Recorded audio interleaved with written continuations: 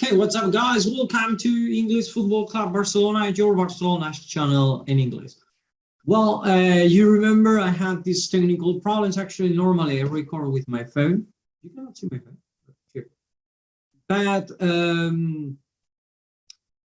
need to connect with your Wi-Fi, etc. So today, until the moment, because I'm having technical problems with the other way, so it doesn't record the sound sometimes. So I'm going to be doing this with this camera, with the computer's camera, or the laptop's camera. So, well, today we have things to talk about Koeman, about the match we played today. So let's start.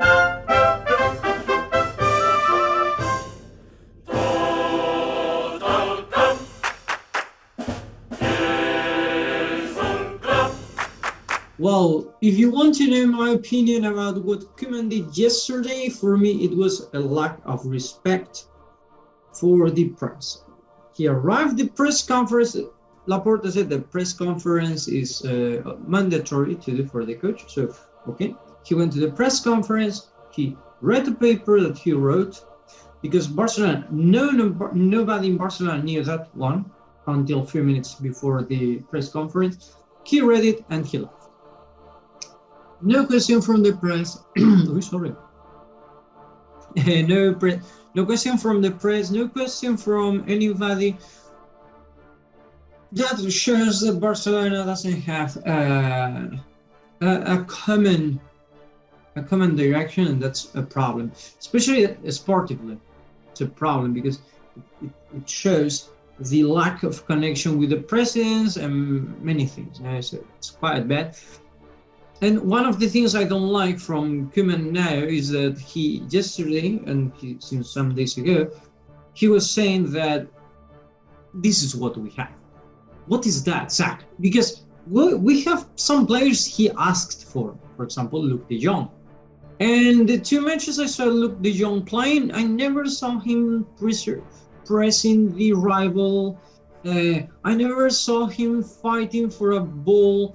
You have to send him the ball to his foot, not to his feet, to his foot, to the good one, and then maybe he does something. I don't like Luuk de Jong since the beginning. I was like, why is he coming? But now definitely I don't like it. But there are other things that Koeman asked, and now the team, it seems that we cannot do anything. So I really don't understand what's Koeman trying to do. But he wanted a defender. We brought defenders. He wanted a midfield. Yeah, that part we didn't bring anyone special. And later we brought Depay, who he asked, and Luuk de Jong, who he asked too for. And we have Frankie de Jong, who he knows pretty well. And even though the system of the team, it doesn't work much better. The other day we were playing like, I don't know, 54 crosses to the area to score just one goal. That's not even how Barcelona plays. And yeah, Piqué playing as a forward. Well, yeah, in La Masia he was a forward actually, but later he became a defender. But anyway, it shows that there is no plan, and it's not expected to have one. That's even worse, no? But not just talking.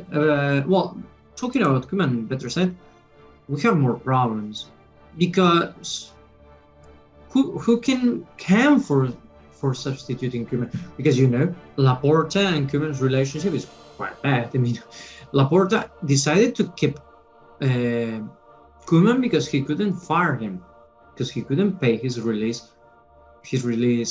clause. But now that we have money and since we can pay it, so let's see who can substitute Koeman. More or less the same ones as before. Xavi Hernandez, but the problem is that now he renewed his contract with Al Sadd. He didn't, and he doesn't have any Barcelona's clause. So it may be a problem for us. Let's see. Actually, if you ask me my opinion, I'm not saying Xavi is a bad coach, but I think he should pass Barcelona B first to make sure that he's what we need. But then we can get, for example, to Roberto Martinez, the Belgium national team coach or manager. The problem is that Belgium is going to play the Nations Cup, the semifinals of the Nations Cups next week. No, not next week. Sorry, between October 6th and October 10th. So for sure he will not come soon. And even though he has contract with the Belgian Federation until 2022, so if we want to get him, we will have to talk and probably pay some money as we have to do with Koeman, right? But well, it won't be a big problem. Other one, it's Conte. Antonio Conte. He trained Juventus when Juventus won the 3 Scudettos. Later he went to Chelsea. He did a great job in Chelsea. All his teams has that get impregnated. I don't know how to say. Well, get the character that Conte has. That is quite good. The problem is that we have a way to play that probably Conte cannot manage or cannot bring to place, and that's my main concern about this manager. But actually, he doesn't have any team, and he could be a solution for at least for this year, no? But normally you don't offer just 1 year; you offer a year with option of second year, etc. So we will see. But well, and the last one is Philippe Cocu. I read he had a good reputation in the PSV Eindhoven. And he knows pretty well the Dutch players. So these are the two De Jongs and Memphis. But sincerely, for me, that I read too that he knows the La Masia and Barcelona. But well, for me, as I don't know him, I'm not going to think it's a good option. And there are other options. Pirlo, they have talked to him. Sergi Barjuan, the current manager of Barcelona B. But even though Thierry Henry, the mythic player of Barcelona, the problem of Thierry is that it seems that his profile is not as good as expected. So Barcelona doesn't want to really, they are not really so interested. But well, for me, thinking of the past of Koeman, I'm really upset. But this is what we could expect. No, Barcelona in Valencia didn't have didn't do a good season. In Everton, he was fired.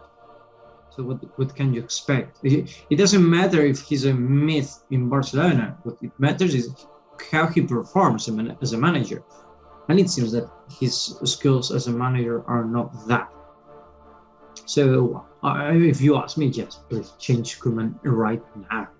Well, right now, no, because we have a match today, another match on Sunday. We have another match against Benfica. So we have too many matches consecutively, and it's hard to change the coach in that moment. But as soon as we have a break, change it. And well, let's talk about this is what I wanted to talk about. The match of Cadiz and Barcelona, the pre-match, because later I will not have time for sure to do this.